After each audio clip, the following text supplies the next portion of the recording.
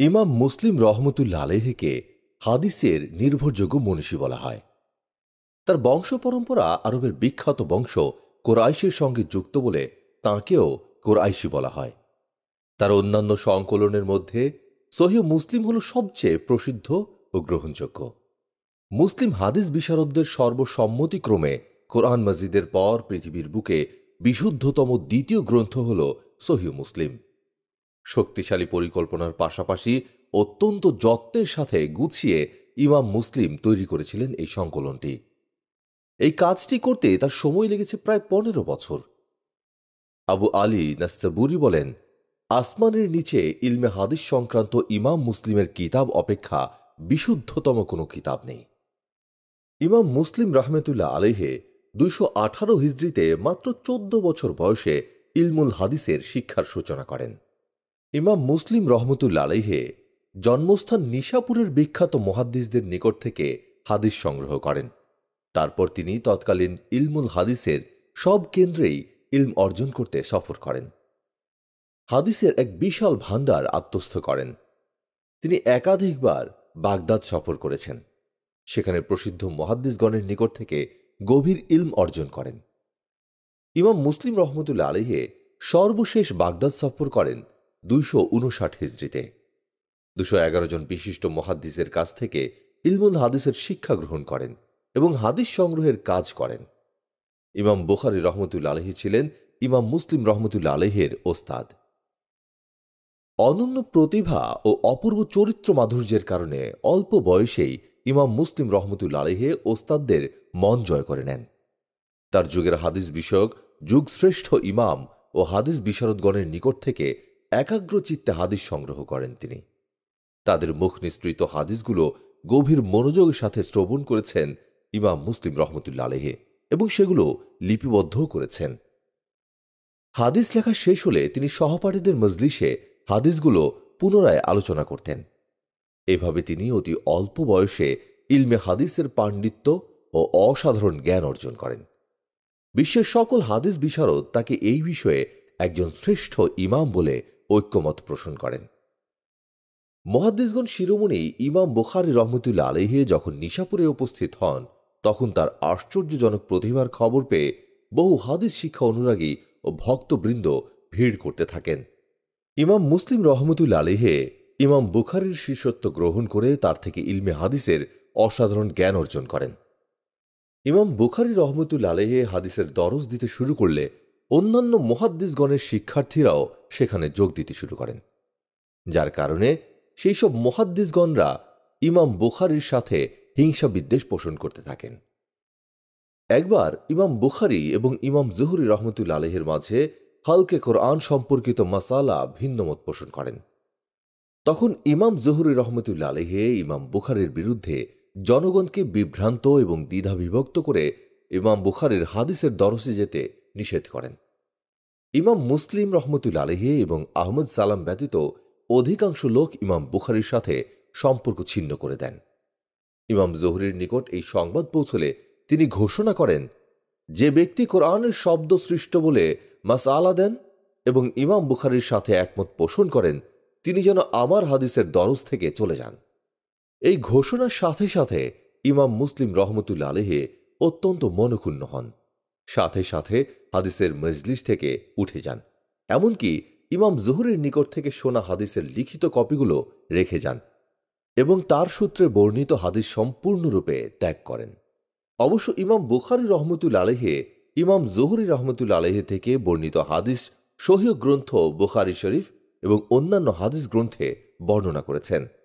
ইমাম মুসলিম রহমতুল্লাহ আলাইহি হাদিস শিক্ষার উদ্দেশ্যে তৎকালীন মুসলিম জাহানের সবগুলি কেন্দ্রেই গমন করেন।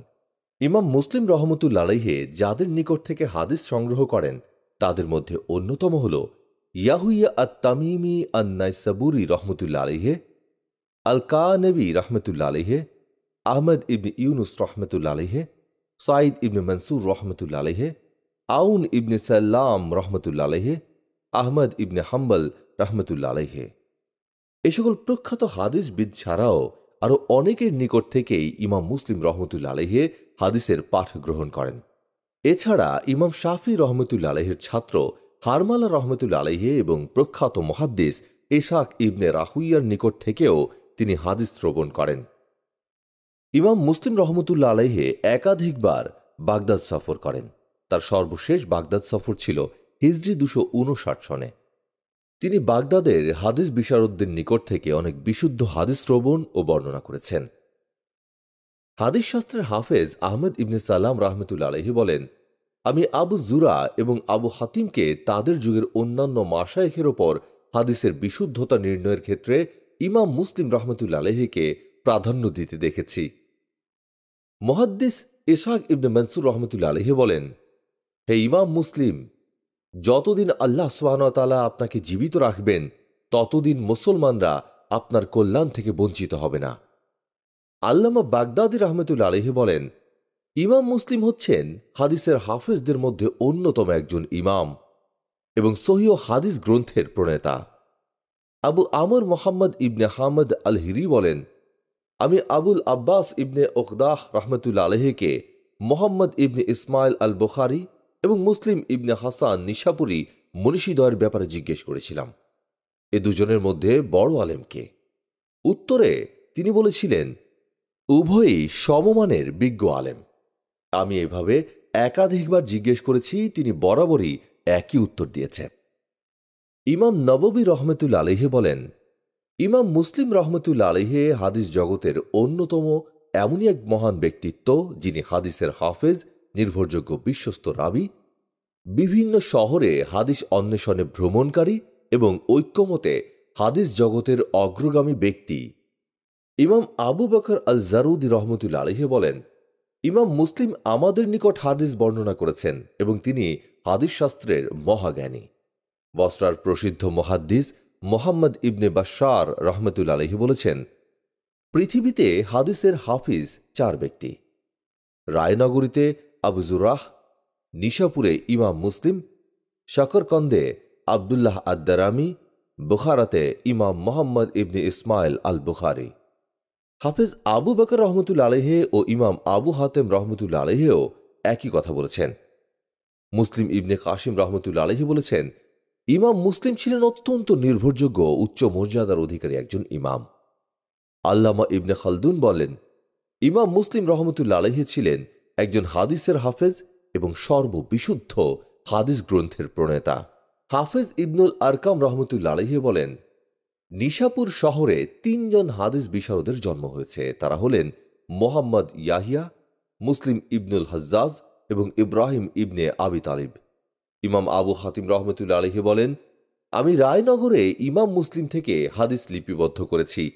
তিনি ছিলেন একজন হাফিজুল হাদিস, আর হাদিস বিষয়ক জ্ঞানের গভীরতা ছিল ব্যাপক। আমার পিতাকে তার ব্যাপারে জিজ্ঞেস করলে তিনি বলেন, ইমাম মুসলিম হলেন সত্যবাদী।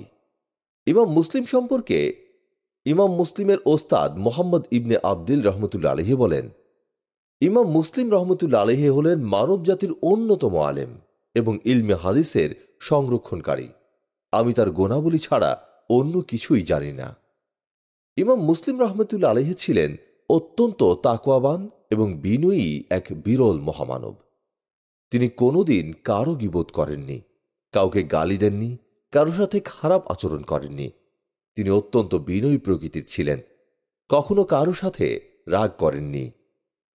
ইমাম মুসলিম রহমতুল্লাহ আলাইহির মৃত্যুর পর প্রসিদ্ধ মুহাদ্দিস হযরত আবু হাতিম রহমতুল্লাহ আলাইহি বলেন, একবার আমি ইমাম মুসলিমকে স্বপ্নে দেখি।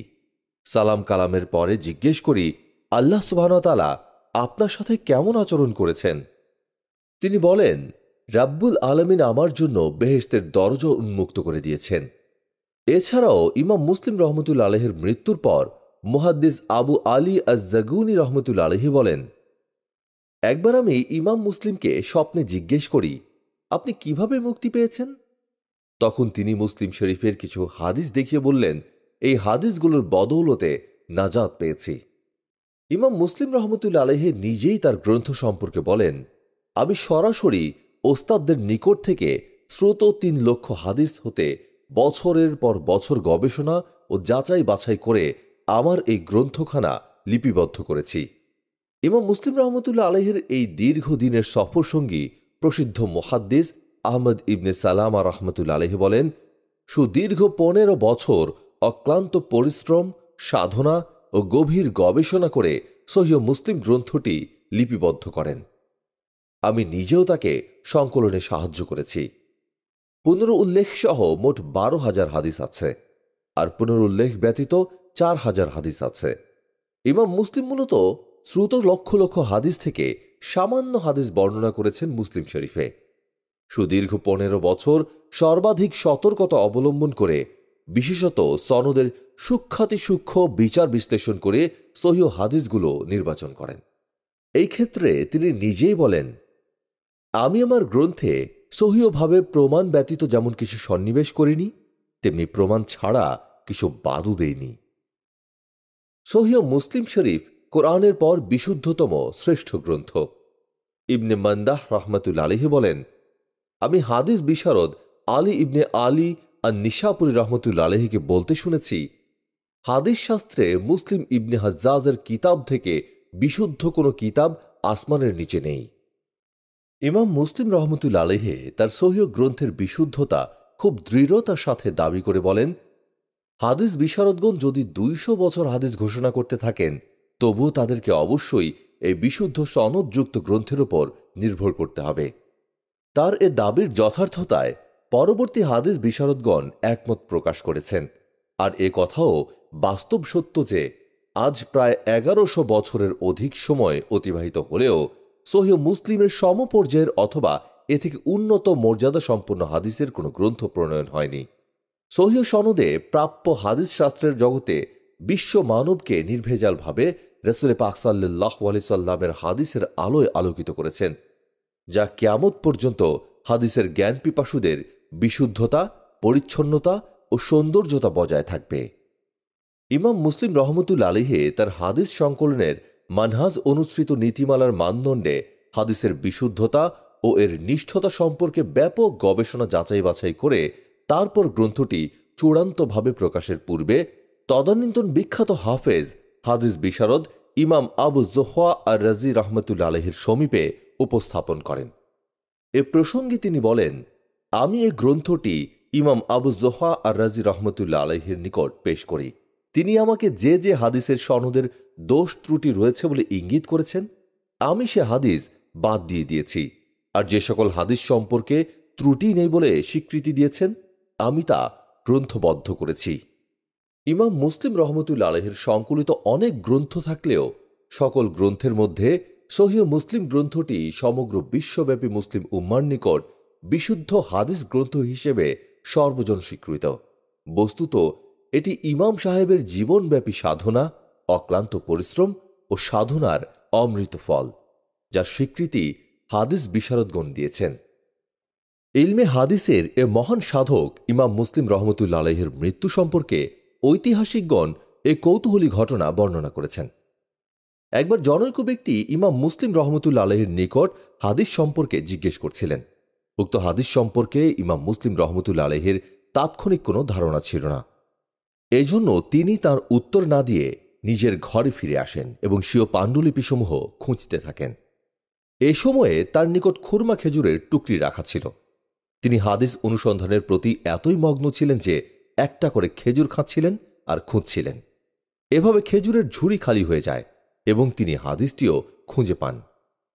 অতিরিক্ত খেজুর খাওয়ার ফলে তিনি অসুস্থ হয়ে পড়েন এবং সেই রোগেই 261 হিজরি সালে 24 রজব রবিবার সন্ধ্যায় কমবেশি 55 বছর বয়সে তিনি ইহলোক ত্যাগ করে মহান রব্বুল আলামিনের সান্নিধ্যে গমন করেন।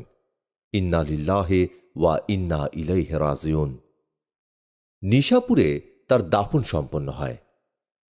হাদিস শাস্ত্রে তিনি যে সুবিশাল গ্রন্থ সহিহ মুসলিম লিপিবদ্ধ করে গেছেন, তাতে তিনি মুসলিম বিশ্বের চিরভাস্বর হয়ে আছেন ও থাকবেন। আল্লাহ সুবহানাহু ওয়া তাআলা তাঁর এই মহান খেদমতকে কবুল করে তাকে জান্নাতুল ফেরদাউস নসিব করুন। আমিন।